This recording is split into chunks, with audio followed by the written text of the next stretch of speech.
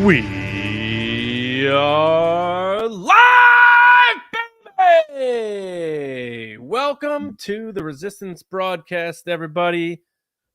John here, telling you, I hope you are all having a wonderful Star Wars week, because it is Star Wars Day Saturday. So we all know the real holiday is Star Wars Day Eve, which is today. So we're going to celebrate Star Wars. Eve. Yeah, we're going to celebrate Star Wars the best way we know how, and that is with some TRB live. So, Lacey, what is going on? What shirt are you rocking today? I am rocking the Old Man Luke from Celebration 2016. Yes. First London. Was that London? Yeah. Mm-hmm. Nice. Mm-hmm. I'm rocking the now old TRB logo shirt. Oh, it is? Yeah. Look at our new logo on the screen for those of you audio. Sorry you can't see it, but just go to our YouTube channel and subscribe and you can see it.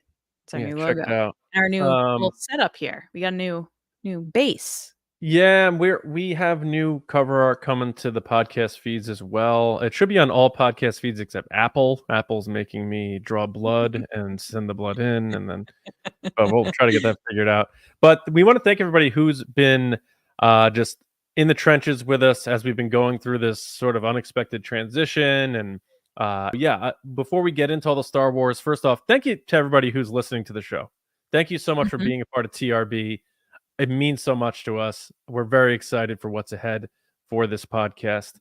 Whether you're watching live or you're listening on your favorite podcast app, just make sure you're subbed to us, because there's a lot more content coming from us. And that includes our new pop culture podcast. So if you like what we do here for TRB and you like the style in which we do it, we're going to take that feeling, that vibe, whatever you want to call it, and turn that onto overall pop culture and entertainment on Nerdy and Nice, which is going to be on its own podcast feeds, but the video version will still be on our channel here, which is youtube.com/@TRBpodcasts. But check it out, Nerdy and Nice. It's going to be launching on your favorite podcast app Monday, so be sure to follow, subscribe, all that stuff there. And yeah, Monday, May 6th is the debut of that. We're going to talk about all the Ryan Gosling stuff going on, anything happening. It's really his year, honestly. We'll talk about it on Nerdy and Nice, but that guy is on another level at this point. It's insane. But he's not in Star Wars, and this is our Star Wars show, so we're going to get to that. If you are a patron of TRB, you're ahead of the game, but if you haven't yet, check it out. Go to patreon.com/resistance broadcast and check out our tiers. We actually might as well do that now. We're going to debut sort of the new look and new names of our tiers. Now, if you're an existing patron... I do one thing first, though, before we do this? Yeah. Can I give a shout out to all the people on our Discord server and all the people in our community there? Because what I've seen in the past few days, as in yesterday and today, with the Star Wars Celebration ticket sale was so, not to be lame, magical, of people helping each other, people cheering each other on to get tickets, giving advice, talking through the anxiety around getting Celebration tickets. And we were all in a voice chat together earlier, and everyone was just so wonderful. And we really made it an event for ourselves, that we were all kind of joking around and laughing. And I just really love everybody on the Patreon. And I want to give a shout out to those people that really helped each other. Even if they had tickets, they still stuck around to give support and make sure everybody got what they needed. So excited to meet you all in Japan. But thank you for supporting one another, because that's why we have the Patreon page and the community there, is to find our people, so to speak. So I just want to give a shout out before we get going. Yeah. And, there's obviously most people aren't going to Celebration, and we understand that. But for the people that are going, we have a great community, and every time we go, they all make me feel at home, because I do get homesick quite a bit as those trips get pretty long. But yeah, so check out the Patreon page for sure. If you're already a patron, you're good to go. You're going to get access to all of the extra stuff we're going to be doing for our other podcast as well. But check out our tiers at patreon.com/resistance broadcast. They start at $5. And TRB podcast. We did. Patreon.com/TRB podcasts. So check it out. and sign up if you'd like to support. But yeah, let's take a look at our new artwork. We'll explain it. We'll do it quickly, and we'll explain it, the images for our audio people. But here are our new tiers, starting with our marquee majors. And the image we have for that, Lacey wanted to go with some Singing in the Rain. So we have holding Grogu, who has a little umbrella, and they are hanging off a lamppost as a la Singing in the Rain. Very cool. And then we have our red carpet commanders, and the image for that is C-3PO and R2-D2 in tuxedos on a red carpet. And yes, R2 is wearing a tuxedo vest. Yeah, and we're keeping the names of the positions on the tiers the same because we know that you guys have taken pride in those names and we love, talking about our commanders and our majors and our admirals, etc. So we're just doing a pop culture spin on the Star Wars stuff because, as you know, we're growing into the pop culture podcast space. So we wanted to just keep our true roots and nostalgia for TRB while also growing it to the whole pop culture stuff too. Exactly. And next up, we have the A-list Admirals. It's so ridiculous. Now, I had to fight Lacey on this one because she wanted to do reverse and have Leia. I did. I was like, no. But this was my idea. Was my idea. And then I was like, what if we did reverse? And John was like, absolutely not. So that's but there why you have the A-list Admirals there. And then we move on to movie star generals. And we have Yoda in a movie theater with popcorn and the old school blue and red 3D glasses on. So very cool there. And then our final tier, of course, is the silver screen Spice Runners, which I was like, let's just get Darth Vader dressed up as George Lucas sitting in a director's chair. And that's exactly what we got. And shout out to our good friend Brian Ward, who we've been working tirelessly behind the scenes and just throwing these wild, ridiculous ideas at him. And he's been a part. He's a little bit of like a part of TRB in that sense because he's always working for us, and we can't thank him enough for that. So yeah, head to patreon.com/TRB podcasts and join the fun, because not only are you supporting us to allow us to grow, because our second show, Nerdy Nights, wouldn't exist without Patreon support. So let's see where else we can take this thing while keeping all the current fun we have. All right. So anything else, Gilleran, before we get after things here? No, I'm just so excited about these new tiers. The night we got these and we were working on them, it was very late because we both worked very late on this.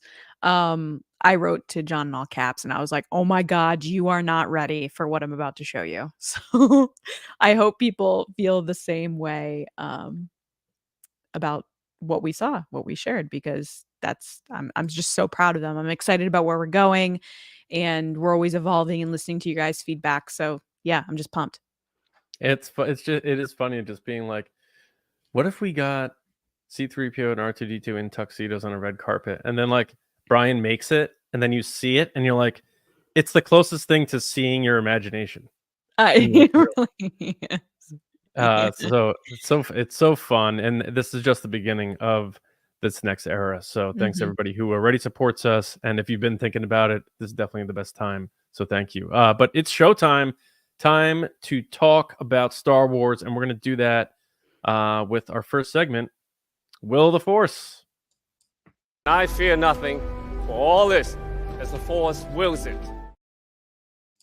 Yeah, so Will of the Force, I gave a lovely description last week about this segment, but I'll keep it straightforward.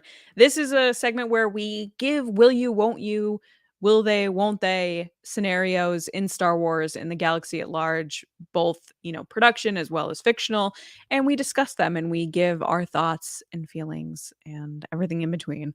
But this is also a segment where we let our patrons, which we just gave that whole spiel about Patreon, we give them a chance to be a part of the show. So they get to give their scenarios and we answer them and they get a little shout out on the show. So thank you guys so much for those people that did submit. So we're going to kick it off with someone, Admiral Darth Snips. What up, girl? She said, will we see Omega show up in any future shows? Why are you laughing? What up, girl? You're welcome. Andor as a rebellion pilot, Mando, Ahsoka. Ahsoka. Can you read the question again? Because I interrupted it. What up, girl? Will we see Omega show up in any future shows? Andor as a rebellion pilot, Mando, Ahsoka. John, what do you think? That's tough. I don't know, because I don't know if they were gonna try to line her up with Boba Fett because they're technically like siblings. Yeah, right? But and I had heard that they were gonna do more Boba Fett, and then they're not because of the shift and everything to theaters again. So I'm not sure. If I had to guess, I'm gonna say no. Happy to be wrong, but we've been hearing for a couple of years about Cal Kestis making the jump from video game to live action, and we haven't seen that yet. I mean, they've given every hint about that, huh? And that's been out. He's been out a bit longer. I'm gonna lean towards no. Happy to be wrong. I have no problems with Omega as a character, and it'd be curious to see where they take it with a live action medium, which tends to have a bit more. Even though Bad Batch and a lot of the animation is serious, I think the live action stuff is, more of the meteor stuff. But I'm gonna say no though. I don't know why. I'm just feeling no right now. Yeah, I'm gonna say we will not, which makes me sad because I know a lot of fans want to see where she goes from here, and they left it pretty wide open, as we'll get into eventually in this discussion tonight with the Bad Batch. But for her to be an Andor, it would have had to be planned way in advance, and I don't know if that story was planned that far out. I always question how far ahead they think these stories are going to progress because, as we've seen with Lucasfilm, they don't even know if they're getting a season 2 of something. So I'm going to say no, and it's not because I don't want it. It's just that a lot of planning would have had to go into this unless they do reshoots. They could do reshoots and throw her in somewhere as an Easter egg in the background. But yeah, I'm going to say no. All right. Sorry, I'm next. I just paused like, okay, what's the next question? And I'm the one reading the question, so it makes no sense. Okay. Will anyone we've seen in the Acolyte trailers or clips be killed in the first 2 episodes of the series, which both debut on June 4th? So if those of you at home that are, following along, John and I have a pie bet going, as in a pizza pie bet, that on May 4th, we're going to get, well, not just May 4th. I think they're going to put out a trailer on May 4th, a new Acolyte trailer. But the bet is that any future trailer for the Acolyte has Yoda in it. So we will see if I'm right about a trailer and or Yoda on this Saturday, which is, 1 month out. But John, do you think anybody is going to be killed? Will they get killed? I say yes. I think we are going to get. I don't think it's going to be a trailer. I think we're going to see like a few minutes of the show, for the Phantom Menace stuff, like a because I think it said like a exclusive look or a first look or an extended look or something at the Acolyte. I don't know if we're going to get another trailer. I think there will be another trailer, but I don't know if it'll be on May 4th. But we are getting obviously more Acolyte footage coming this weekend. Where was it? Where did it debut? Was it Mexico? Where was that? So this weekend is the Comic-Con in Mexico, and it's also Star Wars Day. And they have an Acolyte panel planned on Star Wars Day that they've released on their schedules and said, hey, this is happening. And it's sponsored by Disney, Walt Disney Pictures, Disney Plus. Right. So to me, that says official stuff. We'll see what actors and stuff show up in Mexico, but I think we're going to get a trailer on Star Wars Day. What better way to celebrate Star Wars Day and to get that publicity than to pump out a trailer on the day that everybody's talking about Star Wars? The reason I say that is I watched I mean, it's been going around. I haven't shared it or anything like that, but I saw the leaked footage that someone filmed, and I don't know where that was debuted though. Do we know where that? It was in a movie theater. It was in France. Someone filmed it on the screen. It was, I think, before Phantom Menace or something. Oh, so that is going to be the Phantom Menace stuff for sure. That's I'm pretty sure. Yeah. So that's definitely not a trailer. I'm going to leave it at that. I'm not going to share, what that is if you haven't caught it online or whatever. Yeah. But I saw it, and I'm definitely excited. But I think with this show, it's just gonna be so wild card, and I think Leslie Headland's gonna sort of go against the grain of convention and cliche. And I think when we think they're going to turn, they're going to go straight. When we think they're going to go straight, they're going to turn. And with that, I think we may see a Scream type of situation where it's like, oh, Drew Barrymore is in this new horror movie, and like 8 minutes into the movie, see ya. So who do you think is going to be that person? I don't know who, but I think it's like Carrie Ann Moss, though, right? people have said that. I just think we're gonna come out of those first 2 episodes like, oh yeah, this is not what I thought. Wow. And I think someone who has been a part of the cast and been publicized and talked about it in snippets is gonna get so that for the rest of the show we're sort of on the edge of our seats going like, I have no idea what's about to happen. No, all bets are off. It's dark side time now. It's, all bets are off here. No one is safe. This isn't the fairy tale anymore. So I think so. I think I think Leslie Headland's gonna kill someone off in her directed episodes. That's the first 2 is your question. Yeah. I mean, I think someone definitely is gonna die. I don't know who it's gonna be. I don't think it's gonna be someone that we've seen in the trailers, though. I think it's gonna be kind of not important people, because a lot of the characters we see, that are the build people that have been at Comic-Cons or doing interviews, they're in multiple clips, and then they're also in that big fight scene clip in the trailer in the forest.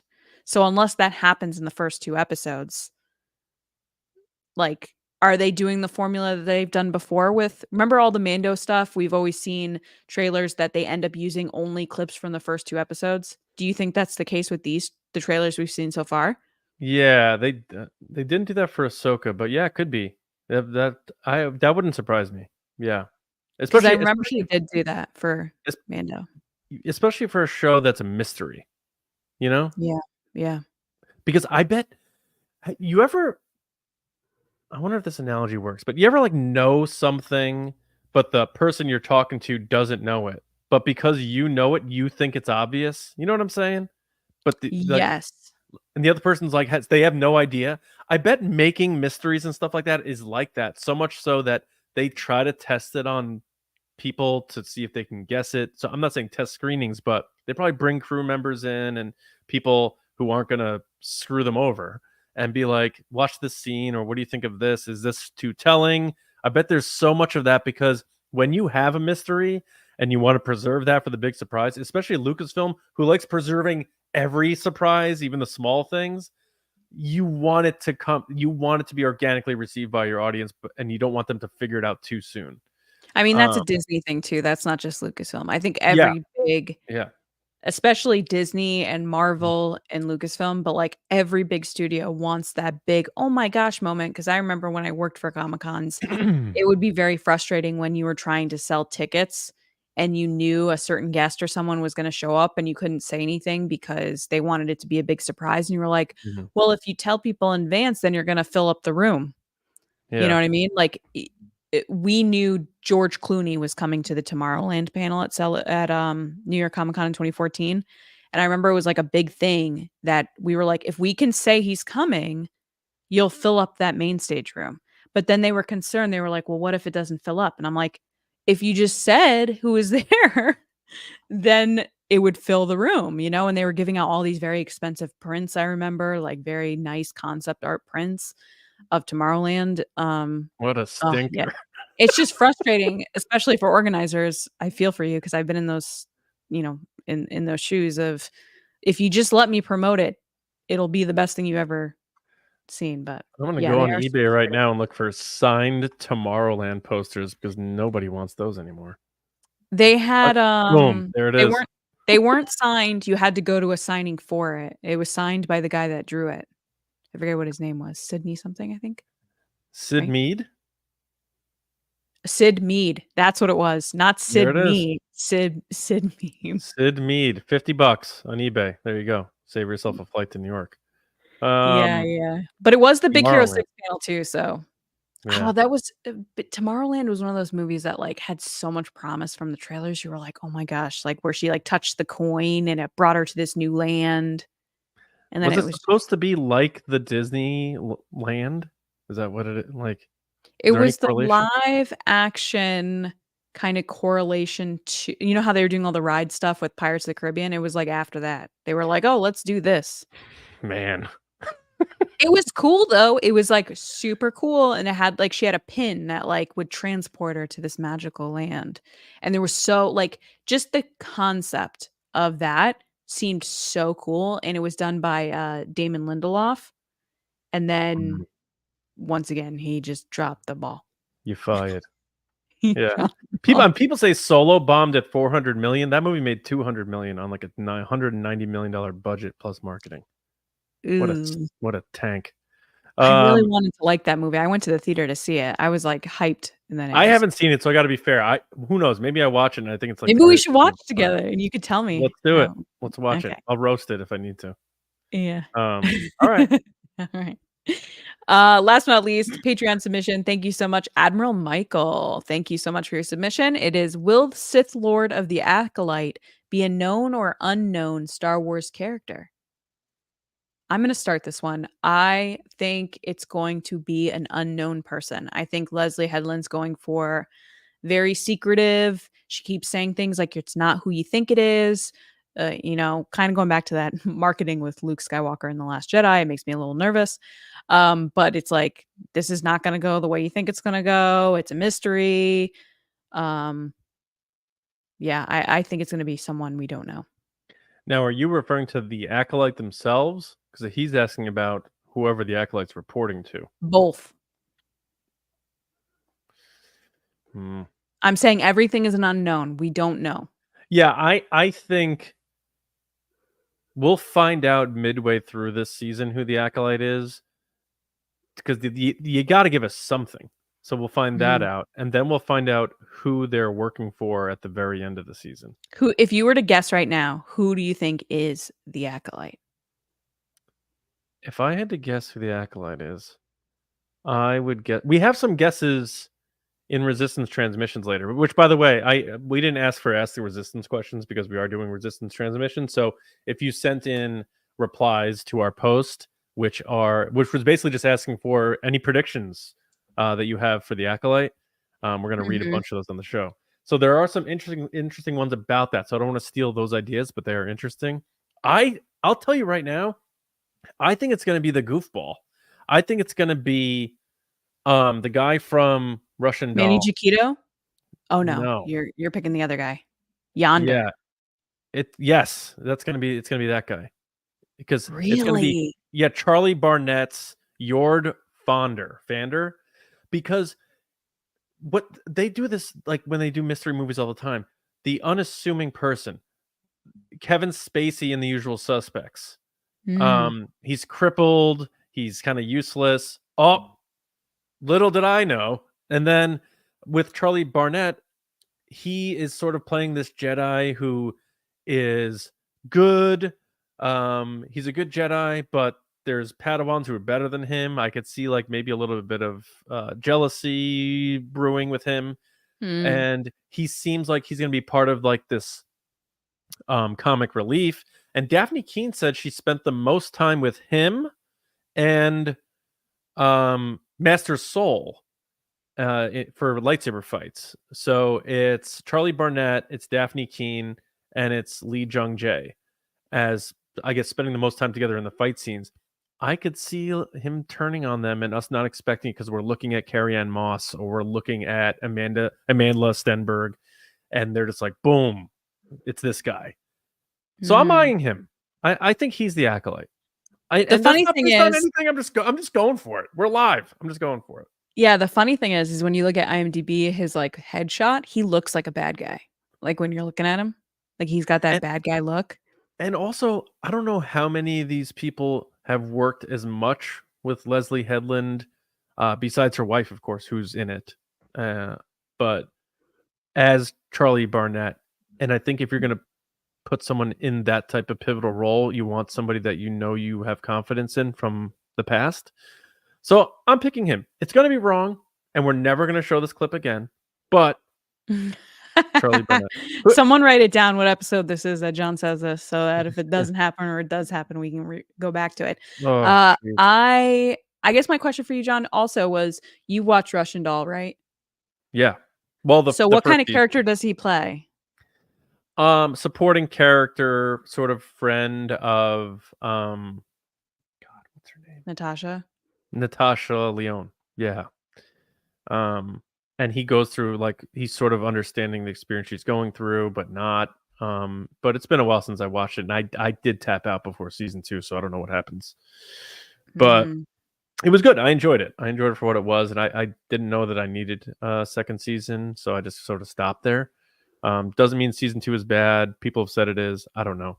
But I'm eyeing him. I don't know. That's just a guess. So to me, that's an unknown Star Wars character. So that answers that for you, Michael. But yeah. I think I'm gonna go with the guy from the Good Place, Manny Jacinto. Okay, so he's playing like sort of this Queen I'm out for myself, smuggler. Yeah, I think he's the Acolyte. Because Really? like, how crazy would it be if you go through the whole season and he's like, I'm just a guy, and then he pulls out a lightsaber? He's How like, cool would that be? Little did you know, I went to summer school for learning how to use the Force. Honestly, it's just like that meme where the old man's getting attacked outside his car and he's like, call the ambulance, and he's like, not for me. Yeah. And he's got, do you know what I'm talking about? Yeah. That would be his character, but not for me. Finger guns. Well, that's what he does. He like pulls a gun out of his jacket. It's ridiculous. Not for me, buddy. Yeah. Yeah. All right. Well, we threw those out there. We'll see what happens. Yeah, we'll see what happens. But let's get into other things that did happen this week in Star Wars with the Resistance Report.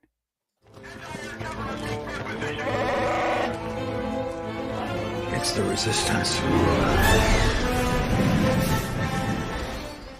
It's the Resistance. It's the Resistance Report. Did we want to hit up a super chat before we get into this? Let's hit up the super chat. Awesome. David Ford, thank you so much for the super chat. Said, watching Spider-Man 3 at AMC 20 after seeing Civil War for the 5th time at AMC 12. Kirsten Dunst's double feature part 3. I was going to say, didn't you just say this last week, David? It's the same super chat. Absolutely love it. Thank you so much. And I love Kirsten Dunst. Everyone knows that. No, you don't. No, you do not. No, you do not. Hey, Adam, good to see you. All right, let's see here. Someone in the chat said, "Am I having sake bombs with John in Japan?" I think it might have been Maddie Gunner, and the answer is yes. We're gonna do all the sake bombs. We're gonna drink all the sake that they have. Okay, let's get into the news, but before that, let's talk about the end of the Bad Batch. Now, if you haven't been following the Bad Batch reaction show, James did his final video for the series finale, so check that out for his extensive review on the YouTube channel. And as far as I go, I enjoyed the Bad Batch. I'm not going to say it's my favorite Star Wars animated show. Rebels still owns that for me. But I'll put it right behind Rebels and ahead of Clone Wars. And really? Yeah, and I think it's because they've upped the game from a production standpoint across the board, which goes with anything. If you look at, video games from the early 2000s, and we all thought like, wow, these look so realistic. And then you watch it now and you play them now and you're like, ooh, not so much. Same thing with the animation. Clone Wars came out 15 years ago. You can even go back further for the early iterations. But the scores, the Kiner family's done such a great job. I'm not sure who does what specifically at this point. I don't know how much involvement Kevin has. I don't know what the dichotomy is there. We had Kevin on years ago on the podcast. But very nice. The animation is spectacular, and I thought they told a really good story. The only thing that made me chuckle a bit was, and spoilers here, if you haven't watched Bad Batch, maybe hop out, but hopefully you're here fully understanding. We're going to talk about it. Is all of Hemlock's data is destroyed seemingly, and then Tarkin rolls up and he's like, channel all remaining funds to Project Stardust. And beautifully voiced job, as always, by our friend Steven Stanton. Haven't spoken in a while, Steven, but I hope you're doing well. Great as always. So thank you for bringing Tarkin back to life for us here. But so I just sort of found it funny, 3 seasons, and what are they using Omega for and all that, and it all gets destroyed, and then all the remaining funds goes to the Death Star, which is just like as close to home as you can get with Star Wars. But and it's so Tarkin at the same time to step in and be like, I'm selfishly doing this. Yeah. But at the same time, I was happy to see that the rest of the Bad Batch survived. They can certainly be brought back later in live action with Tamara Morrison or other animated stuff. I was okay with the prologue. Interested to see what they do with Omega. As we've talked about before, are we going to see her again? We'll see. But it was a nice ending. Like, I wasn't blown away or anything, and I don't think I'm going to sit here and say this is the greatest show ever, but I enjoyed it. And I'm glad I watched it. I'm glad they made it. And it was cool seeing clones that have a bit more of unique personalities and are a little weird and a little different. And the whole found family, even though they are genetically family, technically. Right. It was all very Star Wars and very well done. And I enjoyed the series, and I think they ended it nicely. And it gives them the opportunity to do more with these characters, but doesn't force them to if they don't have to. And I think that's always going to be the spot there, especially with things that come in between the concrete stuff that'll never get wiped, the live action and other animated things. But so overall for me, I enjoyed it. I thought it was a good finale. 50 minutes, I'm glad, because I felt like they would have rushed everything. I was surprised to see it was 50 minutes. That's awesome. Yeah. And I also like the fact that Omega, we didn't see her sort of in the future with a robe and a lightsaber, and then we start wondering, like, well, where was that Jedi when we were talking about Luke being the last Jedi? It's like, no, she sort of went a different route like Leia did, and I'm going to become a pilot. That doesn't mean she doesn't explore that in the future. Luke, obviously, great pilot. Anakin, great pilot, still going on to become Jedi. But it looks like Omega wants to choose more of the path of being a part of the ragtag group of pilots, and I think that could be something interesting. Maybe Rogue Squadron one day. Maybe she's in charge of Rogue Squadron. Who knows? But Omega lives, Bad Batch lives, happily ever after, except for Tech, of course. But overall, Tech, R.I.P. show for the Bad Batch. I enjoyed it. Yeah, I was very surprised it was a happy ending. I'm not gonna lie, and I know that sounds terrible, but it's true. I think it was a wholesome ending. I love that all the kids were saved as well. That was a big concern for me. I was like, can we please not leave these kids behind? I'm interested to see what they do with these characters moving forward. I think there's a lot of fan love for the Bad Batch and for Omega. As you can see in our Will of the Force, whether she's going to show up again is already coming out of, big conversations for fans. So I do hope we see them again, because I think it would be a great way to tie everything together. But just like John, like, was this my favorite animation series? No, absolutely not. I think Rebels is still number one. I don't think anything can really compare to Rebels. Rebels is some of the best Star Wars storytelling out there. But is it fun? Is it enjoyable? Does it tie into other things within Star Wars? Absolutely. And does it give people more characters to love and to kind of geek out about? Yes, because everybody has their favorites. So I'm just pumped for the people that love Bad Batch this much. They were able to get this really, really nice ending and kind of leave it open-ended. John, I think you said it perfectly. It's open enough that if they want to bring them back, they can, but it's not basically promising anything. Right. So there's so many different avenues they can go to keep telling these stories. I mean, we could get them back 10 years from now. We don't really know. Yeah. But I'm glad that they left that door open. Yeah, and I was talking to some people about, what the timeline is on the epilogue, and I mean, Hunter looks old. It seems like the Rebel Alliance is sort of a thing at this point, so it's got to be around Battle of Yavin, maybe a couple years before. So I'm thinking maybe they jumped anywhere from 10 to 15 years after the end of the present events of the Bad Batch. Right. But yeah, it'll be interesting to see what they do. And this all this praise comes from me as someone who really isn't that big a fan of clones. And I think the reason why I like the Bad Batch so much is because they were quirky and weird and different. And it just was more endearing of characters to me. And I know people who are like Rex fans are gonna like turn off the podcast now or whatever, but I like him too. But these guys were Bradley different. Baker killed it. Yeah. Talk about the MVP. Literally, they showed footage today of him doing all the voices. It was insane. So good. Yeah. So good. Yeah. And he'll be back in one way or another. All right. So beyond the Bad Batch, I know we do have, looks like we have some super chats before we get into our next story, which is a little interesting. So first up, we have Jolton Jedi DiMaggio. Hey man, what's up? Thank you for the super chat so much. Thank you. He said, just stopping in. Keep tearing it up. Love you guys. We love you too. Nice Thanks, to hear buddy. from you. Then Christy gave us a super chat, but forgot to write something. Christy, no, what happened? But then she came back again. Thank you so much for another super chat.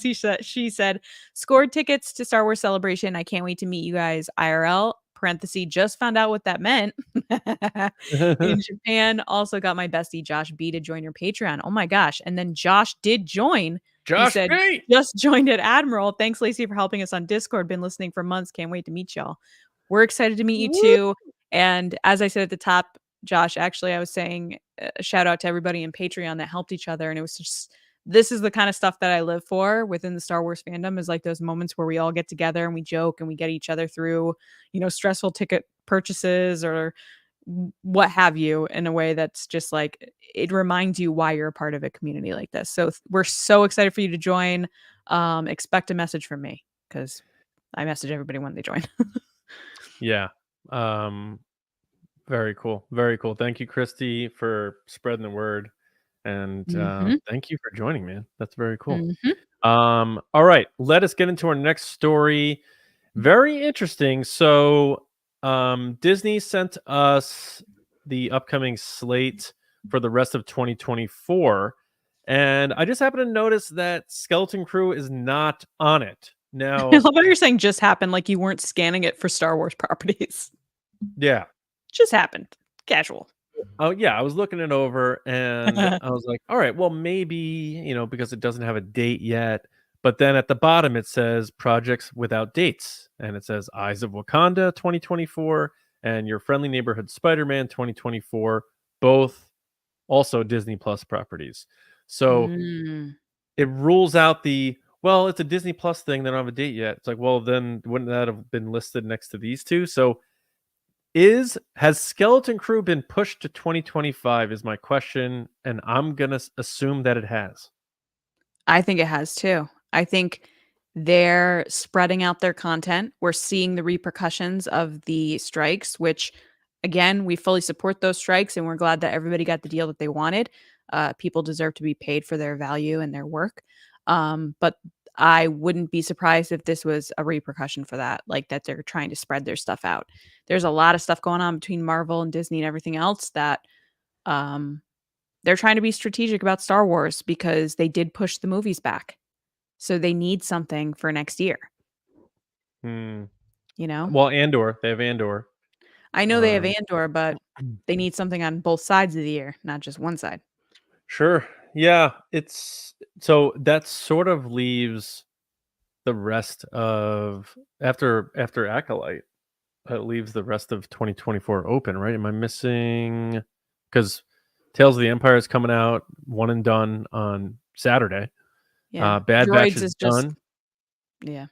Yeah. So that might be it for Star Wars big stuff after the Acolyte. So halfway through the year, we'll be looking towards obviously Celebration Japan, and also Andor Season 2 and Skeleton Crew. It's just interesting because the Skeleton Crew filmed like a long time ago at this point. Like those kids are going to come around to promote those things, and they're going to be like 35. Remember when we filmed this stuff? They were showing us stuff at last Celebration last April, so a year ago. So they filmed that stuff in 2022. Yeah. Interesting. Very interesting indeed. So let us know in the comments whether you're in the chat or you're watching on YouTube, or Hit us up on social media. What do you think? You think Skeleton Crew's been bumped to 2025? You cool with that? Let us know. I was kind of looking forward to a nice Amblin family Star Wars type of thing for the holidays, but looks like we might not be getting that. I've said that was my most excited thing for this year was Skeleton Crew for me. I was Yeah. so pumped for this. They call it like Stranger Things Star Wars. Like, Yeah. give it to me. I love that. I love Goonies. Love that stuff. But some good news about Skeleton Crew. Not that that's necessarily bad news. I think we all just want our Star Wars if it's ready to go. Yeah, But Variety had an interview with Kerry Condon, part of the cast, and she had filmed it before she even made a name for herself, really. And she said it's playful and lovely, and she had a lot of great things to say about it. Lacey, did you happen to catch what Kerry Condon said, and did it shed any different sort of light on Skeleton Crew for you? What are your takes on that? I did. Did you want me to read the quote? Sure. Yeah. So the quote was, "It's so great. I don't even have kids, but I'd pay to see this. I loved it. I loved being on it. There was something about it that was so innocent and playful and lovely. People say don't work with kids or animals, but I don't know about that. And also when children are good actors, they're kind of out of this world good. So watching some of the kids' scenes, it was amazing. Jude Law's in it, and I've worked with him before, but it's really adventurous, and they've got such a great director for each episode. The Daniels, Bright, it says Bruce in this article, but Bryce Dallas Howard, Lee Isaac Chung, Dave Lowery. He was a pretty amazing group, or it was a pretty amazing group. And of course, John Watts, who created the whole thing. Yeah. So John Watts of Spider-Man fame. Mhm. Yeah, I mean, I'm pumped.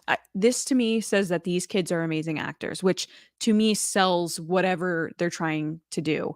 Because even though I loved little Princess Leia in Obi-Wan Kenobi, there were moments that you could tell that it was a little outside of her acting ability, like a little bit, like the chase scenes in the beginning of the season stuff, and it took me out a little bit.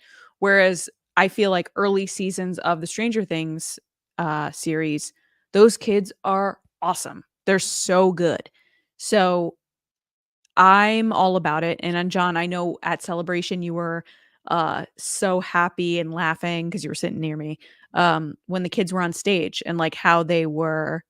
I'm saying I heard you laughing. I'm not making it up. That's what I was saying. Oh, I thought you said I was happy because I was sitting next to you. I was like, that is No, very sitting confident. near me, so I know you were What laughing. confidence? And happy. I mean, maybe.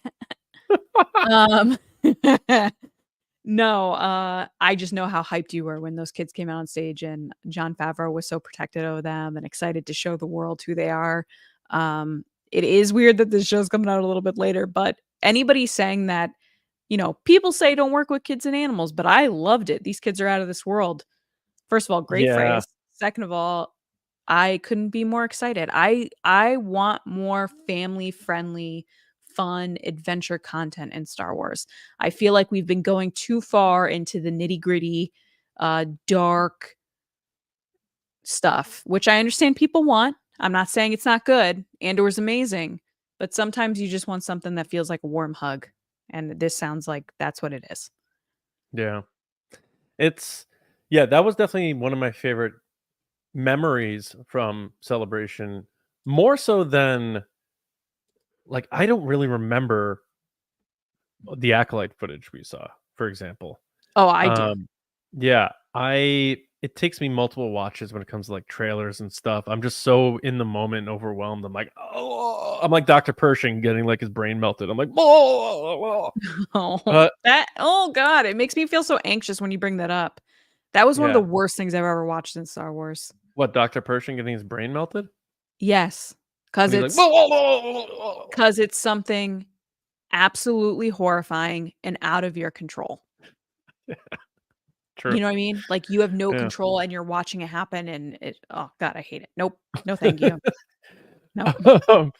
But one of my standout memories was Favreau, and you know that the stage isn't very long. It's wide, but it's not very long. And they went to go turn around to look at the footage for Skeleton Crew, and Favreau just goes, kids, watch out for the edge of the stage, careful. I'm like, that was like the sweetest thing because you have this big time director and he could just be like all about himself and about his stuff. He was worried about the kids not falling off the stage. And I was already a big Jon Favreau fan, but that like sealed the deal that he's just a good dude. And I'll always root for him, which is why I'm rooting very hard for the Mandalorian and Grogu movie. But, seeing him looking out for those kids was such a nice moment, because I also loved that these kids weren't on stage like miniature grown-ups trying to act like they were these professionals. They were like kids. They were And letting them be kids, yeah. They were awkward, they were weird, and I loved every part of it. And honestly, if people who didn't go to Celebration last year were like, what stuff from these panels would you suggest I see if I can magically see it? That would be that whole moment with seeing the kids and how Favreau acted with them. I would want people to see that. They did the whole thing that little kids do where they're like, so my dad watched Star Wars. Right. And how so fidgety they were. I was acting with Jude Law. Yeah. It was amazing. It was very, very sweet and very cool. But I think this is good. Nothing too surprising here. She's not gonna go out and say like the kids did their best. Let's be honest. They weren't the greatest. The budget wasn't there. Could you imagine? They're fine. But at the same time, she didn't have to say anything. So she went out there and said, I just want to make sure people know that these kids are it. They killed it. They're great. You're going to fall in love with them. The only bummer is, like I was saying, like they're going to be like 4 years older by the time this thing comes out from when they filmed it. So what does that mean for the future of Skeleton Crew? Because kids grow up fast. I was looking at videos of my son from last year playing t-ball. I'm like, he was so much littler, Yeah. So anyway, it goes fast. It's quick. All right, you want to move on? Yeah, let's do it. Let's go to our next story, which is Stephen Knight. Quick little quote: writing the upcoming Rey Star Wars movie, confirmed he's still writing it, which is very important in this day and age. Looking at you, Michael Waldron, who was writing that Kevin Feige Star Wars movie. He was so excited. That apparently didn't exist, even though you said you were writing it. But he'll be fine. He's writing other stuff, right? So, but Stephen Knight had a little quote, and I'll read it, and I want to get your thoughts on this, Lacey. He said, see if you can like dissect anything out of this very generic quote. He said, I can tell you I'm doing it. It's going well, yes. But yes, I am getting into that universe, and it's a wonderful universe. I love it. And it's good people. Again, when you get to that level, you find that the people who are there for a reason. So who's he talking about, in your opinion, Lacey? Is it Kathleen Kennedy? Is it Daisy Ridley? Or do you have anything else you can take from that quote beyond the nice assurance that he's still writing it and didn't get the Damon Lindelof treatment? The funny thing is, when you read that quote, you read it exactly as I read it in my mind, which was him being like, yeah, it's going, it's good, great people, it's good, yep, it's good. And his brain's going, don't say anything NDA, don't say anything NDA. You know what I mean? Because he says one thing, it's going to end up everywhere, any little tidbit that people will give. I think he's talking about Kathleen Kennedy. I think he's talking about the Lucasfilm people that he's working with to write this script. I think he's working very closely with Kathleen Kennedy and the director as well. I don't know if he's talking about Daisy Ridley, though. I don't think he's talking about Sharmeen Obaid-Chinoy. Yeah, I think he's talking about her. I don't think he's talking about Daisy, because Daisy has a lot going on right now with her new movie coming out, Woman in the Sea, and the other movies, like Sometimes I Think About Dying, which is a hilarious title. I think she has a bunch of projects out right now, so she's not really worried about what the writer's writing. And from all her interviews, she said, yeah, I've gotten the spark notes. Basically, I've gotten the highlights of what I haven't seen a script yet, which means that he's working with other people, not with her yet. He might be on set and work with her eventually and be there for the table reads, but right now in this planning phase, he's not working with her. Yeah, she could have read an entire draft already, but they go she through could have drafts. Yeah, but I don't think he's working directly with her enough to say, hey, there's good people, I'm working with good people. To me, that sounds like he's working with Dave Filoni, That means he's working with Kathleen Kennedy. I wouldn't even be surprised, now that I said it, that if he's not talking about Dave Filoni. Because Dave Filoni's all about, the creative now. He's the top guy that's overseeing the continuity and the storytelling and where Star Wars is going. And I've never heard of anybody not liking Dave Filoni. That is interesting because when you think about everything we've gotten with Rey, Filoni didn't have really any involvement in. And since that sequel trilogy ended, he's gotten more promotions. He's stepped out of animation and into live action. And now he is in that role, right? Where he can steer the ship from a creative standpoint. So what is the Dave Filoni influence on the future of Rey and that sort of stuff? Could be interesting. Yeah, I think he has to be involved at his Yeah. level. Oh, and yeah. Yeah. The fact that he was involved in this with Damon Lindelof, like, we know he was doing meetings with Damon, so there would be no reason Writers' why he rooms. wouldn't. Yeah. Right. There's no reason he wouldn't also be working with Stephen Knight. So that's why Right. when I hear like, oh, good people, he's probably talking about Lucasfilm as a whole, but I would imagine he's probably talking about his team that he's working with, Dave Filoni, the director. Yeah, that's where I'm at. What are your thoughts? Yeah, I would say definitely the director, Kathleen Kennedy, and could be Filoni, but then who knows who else involved with the lore element and the continuity. Like I don't think Story Group is like a thing necessarily anymore, but It doesn't seem like it. a lot of the players are still involved. But I think those big names are the ones he's probably referring to. And Yeah. I just want to learn more about this movie. So as more pages rip off the calendar, I'm getting a little more antsy about it. Give us So something. A basic synopsis would be nice. yeah, yeah, Anything. and hopefully that comes soon, especially with the knowledge that, well, not knowledge that, but the assumption that Skeleton Crew is going to get moved off. They're not going to be worrying about marketing that necessarily. So maybe it's focusing our attention to, oh, we're going to start filming this movie. In addition to obviously the Mandalorian and Grogu movie. I don't know. I hope it happens. I know it's crazy to say that, but we've seen Star Wars movies being written that haven't happened. I mean, we got Patty Jenkins still talking about how she is writing a draft for Rogue Squadron. So you never know. But I agree that he's a good writer. People love Peaky Blinders, so hopefully we're in some good shape here. Yeah. I hope so too. All right. Last story, sort of circling back to Star Wars Celebration. We did get the announcement of the first wave of guests. So Lacey's going to pop that on the screen for people on YouTube. But we got the staple himself, the Oest of G's, Anthony Daniels, going to Japan. Tamara Morrison, not surprised about that at all. Doug Chang, always great, of course. His first signing. Yep. Yeah, and I'll never forget when we saw him at outside the lobby in our hotel, and we just sort of like waved to him, and he like waved back. He didn't know who we were, but we knew who he was, which was really cool. And then Ashley Eckstein, who we still haven't met, which is sad to me because I feel like everyone else. Well, from a podcast perspective, we haven't interviewed her.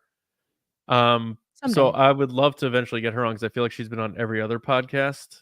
Like a Star Wars podcast probably launched today, and Ashley Eckstein will be on their show tomorrow. But it'll happen someday.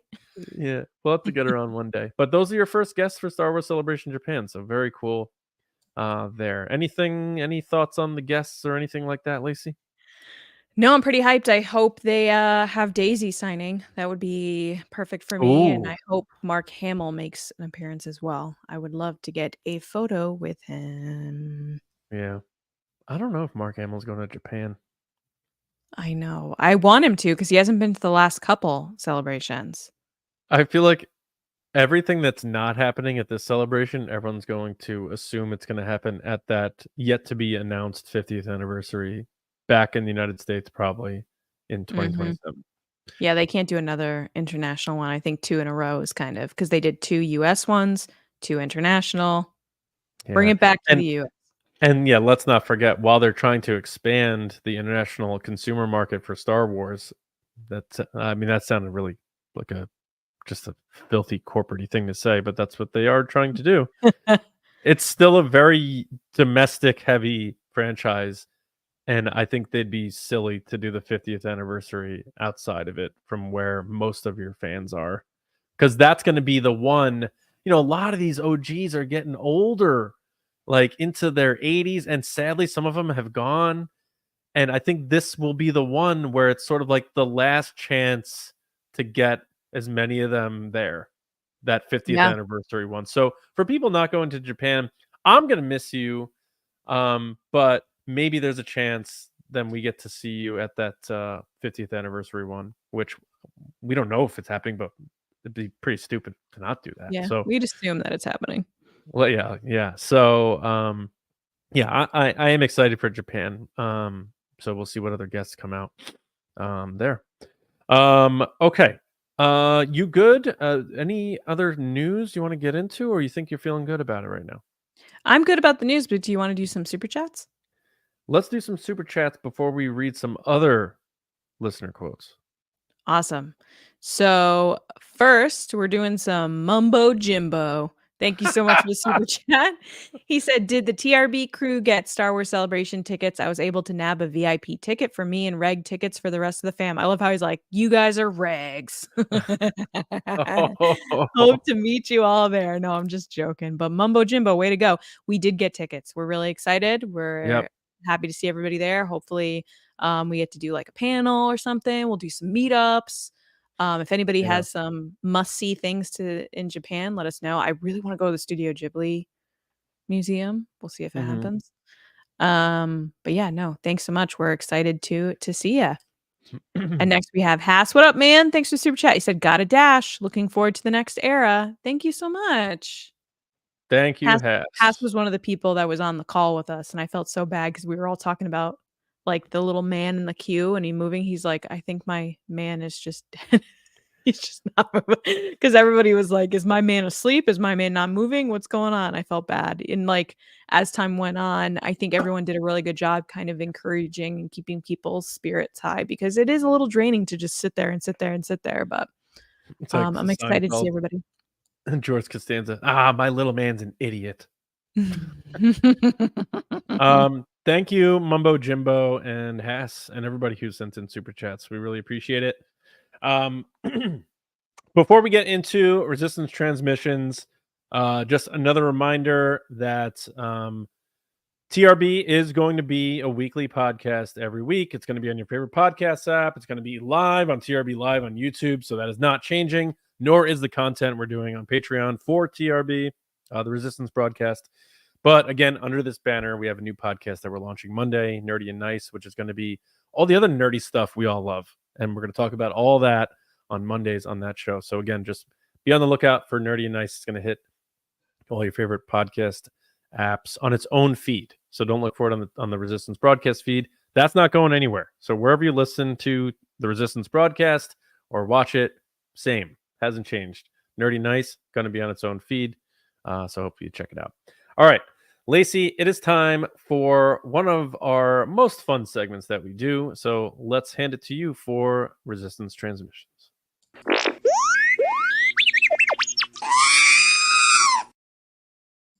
I forgot how loud that is. Oh my goodness. Guys, it's time for Resistance Transmissions. So those of you that don't know, this is the part of the show where we take in stuff from social media, specifically X, Twitter. We put up a crazy, wacky situation, and you guys give your answers, and I read them live. And I don't know what you're gonna say. I don't know what the scenario is, but from my understanding, it's not that wacky. From what you just hinted at, John. So we'll see how it goes. So the situation this week is the Acolyte premieres next month. I can't believe it's already May. Wow. Do you have any predictions of what might happen in this series? Well, this is a good one. First up is Mike Rumori at Drum Jedi. What up, Mike? He said, We will see battle droids with the Trade Federation involved. It has to be a given. Shrug. Emoji. I thought that was a good one. Yeah, good job, Mike. Next is Andrew Staley at Deuce_Staley. What up, Andrew? He said, I think one of the Jedi seen in the trailers is the Acolyte, secretly working within like Palpatine. Which one, Andrew? Which one? No more Palpatine. Get out of here. No, he's saying like Palpatine. He's not saying. I know. I just don't even want mentions of Palpatine. Like, just all right. no Just Palpatine. Next is Children of the Watch, a Star Wars after show at Cot Watch. What up, guys? How's it going, guys? They What said up? Vanessa Rowe may be compromised. Eyeball emoji. that is also interesting. Now, I'm not very well versed in the High Republic. I'm not going to sit here and pretend I am, but I understand that Vernestra Rowe is a popular character out of the High She Republic. is. Hair Gone. cut. I don't know what that means from a metaphoric standpoint as far as maybe turning, but I haven't heard anyone say that before. So if Alex Neither have I. and Mac are feeling it, I'm going to keep my eye on that. I'm going to keep 3 sets of eyeballs on that. And they are doing a High Republic book club right now where they're running through all the books for High Republic. Oh, they are? Nice. Yeah, check those guys out. They are honestly, there's a ton of Star Wars podcasts and we're friends with a ton of them. But Alex and Mac are just really good dudes. And we got to have them back. We got to have them back on the show. We definitely do. At the same time. Yeah. Children of the Watch. Next is Rob Bartlett at RB7 Rads. What up, Rob? He said, bold prediction is we won't see Yoda, Palpatine, or Plagueis, but we might see Yaddle. Hand face emoji, laughing emoji. Wow. Do you like how I read the emojis? No, I don't. I can't stand it. What do you think about that prediction? Do you think we're going to see Yoda, Palpatine, or Plagueis? Bold prediction is that we won't see Yoda, Palpatine, or Plagueis, but we might see Yaddle. I think. Womp, womp. I'm still. Give me Plagueis. Where else are they going to give us Plagueis? Yeah, that's true.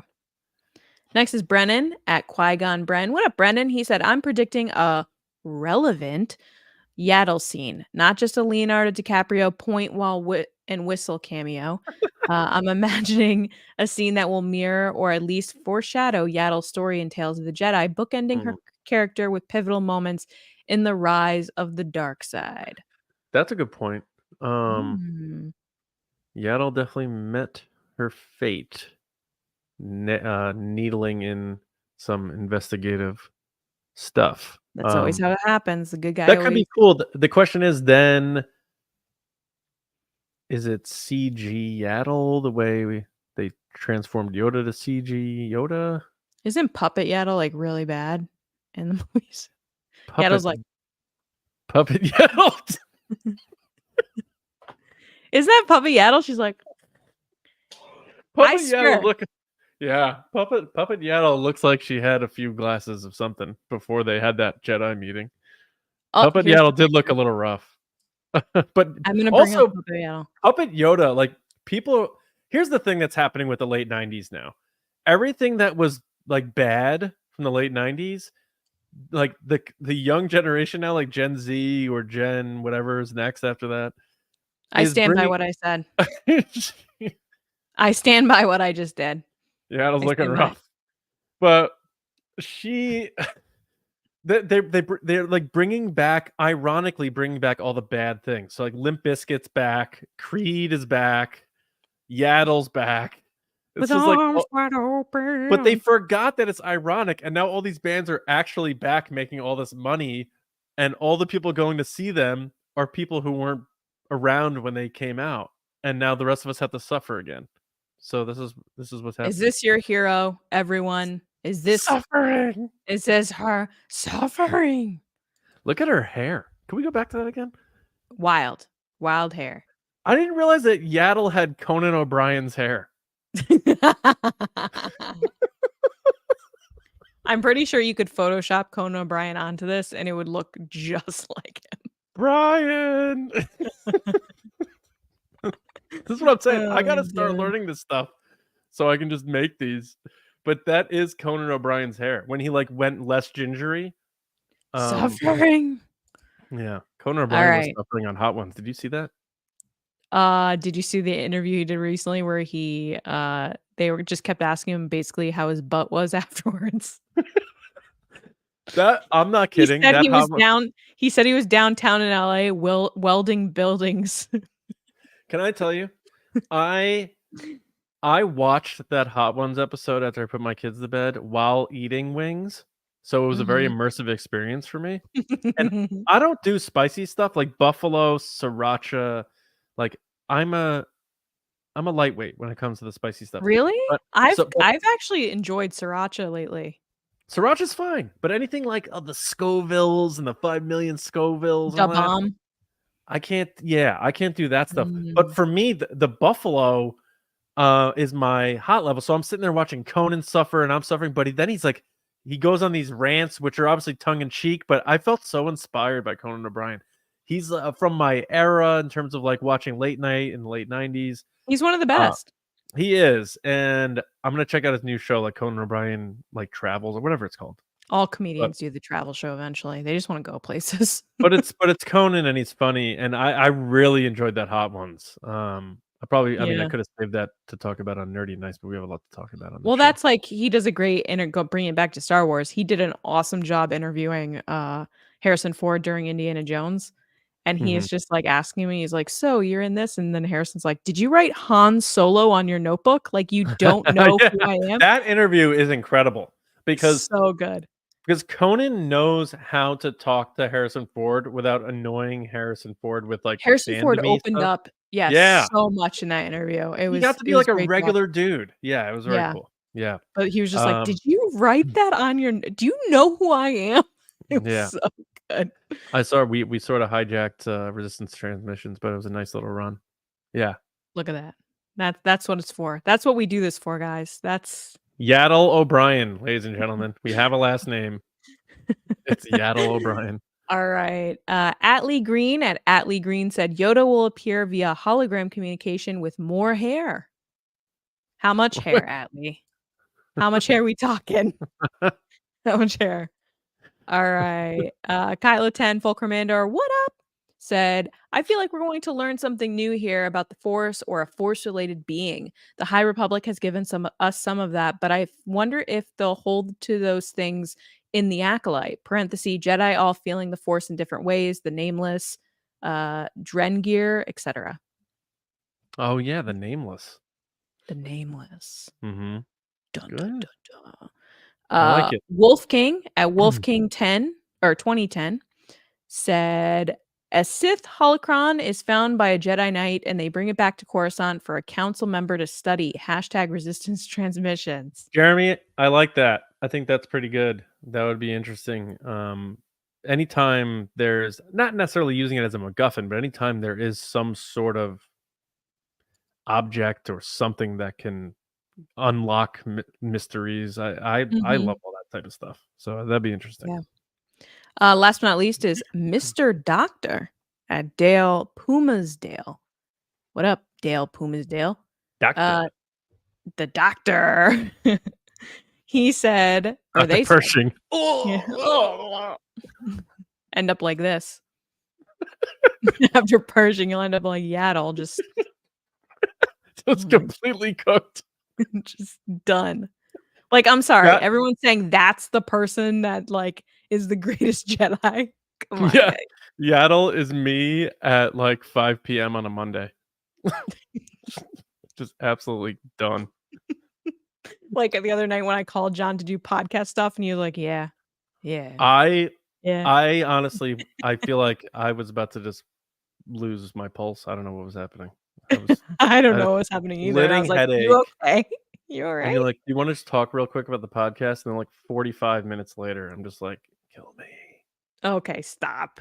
We were Oh. both having a great time. All right.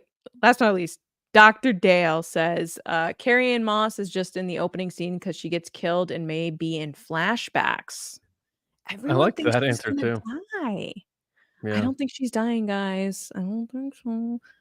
I don't think so. But watch me be totally wrong and she dies in like the first 10 minutes. Could happen. It could happen. And that's it. I for Resistance love that Transmissions. this mystery show is full of mysteries in itself. Did you literally just say, I'm so glad this mystery show is filled with mysteries? Well, I mean, like meta mysteries in that we don't know Cheers. what's happening. Cheers, John. I can't wait for this mystery show filled with mysteries. Are you not listening to what I'm saying? You're so obsessed with like, oh, you got to end the segment smoothly, and you're not even listening to what I'm saying. No, I'm listening to you. I'm just laughing that you used. It reminds me one time I was watching this movie, and Matt comes in and goes, he goes, "Oh, is that the time traveler's wife? You know, the one where the guy is time traveling and he has a wife?" And I was like, "Yes, that is the movie." You know what? I'm just gonna leave this up for the rest of the show, just because you keep making faces. Oh God, Yaddle. All right. All right, so that is it. So thank you to everybody who submitted their predictions. You are now on record. No, I'm just kidding. But it's fun. This is one of the most fun parts for me of being a Star Wars fan is getting together with fellow fans and guessing what's going to happen and speculating. Spoils hats. Nerdy with it. Because really, you step outside the bubble and you read all 10 of these quotes or anything that we say about this stuff to normal people at a regular party. They're going to be like, oh my God, that person is so weird. But we shall be weird together. All right. Thank you, everybody, for listening and watching and being a part of TRB. It means a great deal to us. All the plugs, you know them. Just find the channel, youtube.com/@TRB podcasts. Find the Patreon, patreon.com/TRB podcasts.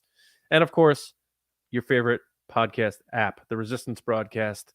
If you can leave us a rating, that'd be really cool. 5 stars on Apple or Spotify or whatever that helps us show up in searches. Because I think there's like 8,000 Star Wars podcasts, which is partly why we're starting another podcast. But TRB is forever, and we are here. So thank you. A special shout out to our Patreon movie star generals and our silver screen spice runners. First, the generals Carmelo, John Risi, Jetta Rosewater, Frank Grande, Nick Kratz, Chris Morales, Brian Smith, Danny, Mike Rumori, Brendan McLaughlin, Sneaky Zebra, Dave Hornack, and Jolton Jedi DiMaggio. And the spice runners David Probus, Neil Shaw, Kendall Gelner, Andrew Staley, Jeremy Myers, and the Fort Worthian. And all of our patrons, all of our listeners, however you're into TRB, thank you so much. Lacey and I will be back with you on Monday, but with the first episode ever of Nerdy and Nice, our pop culture podcast. So be sure to tune in, whether that's on this channel right here or Nerdy and Nice on your favorite podcast app.